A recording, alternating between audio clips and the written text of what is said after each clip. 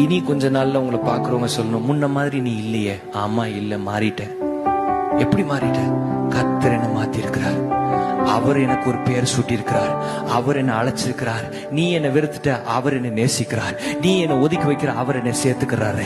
நீ என்ன உருப்படாதவன் சொல்ற, கர்த்தர் நீ ஆசீர்வதிக்கப்பட்டவன் கர்த்தர் என்ன சொல்லுகிறார். நீ என்ன அழகு இல்லைன்றாரு, கர்த்தர் உள்ளங்கையில வரைந்து வச்சிருக்கிறான். அவ்வளவு அழகா இருக்கிறனால தான் கர்த்தர் என்ன உள்ளங்கையில வரைந்து வைத்திருக்கிறார். ஹல்லேலூயா. உங்க வீட்டுல அசிங்கமான ஏதாவது ஒரு பொருளை தூக்கி சுமந்துகிட்டு இருப்போமா?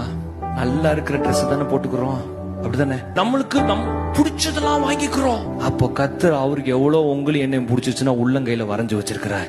He loves you and me so very much. அவர் விருப்பப்பட்டு கையில வரைஞ்சு வச்சுக்கிட்டாராம். யாரோ ஆண்டவர் கையை பிடிச்சி கொண்டாங்க, இங்க முதல் அந்த புள்ள மூஞ்ச வரைஞ்சு வைப்போம், கொடுக்குறீங்களா இல்லையா? அப்படி இல்லை, அவரே விருப்பப்பட்டு உள்ளங்கையில வரைந்து வைத்திருக்கிறார். என்னே கர்த்தர் அவ்வளவு நேசிக்கிறார் என்று சொன்னார், எனக்கான ஆசீர்வாதங்கள் ரொம்ப மேன்மையா இருக்கும். ஹல்லேலூயா. எனக்கான வாழ்க்கை ரொம்ப பெரிதா இருக்கும். நான் கிதியோனை போல நான் ஒரு தீர்மானம் எடுக்கிறேன்.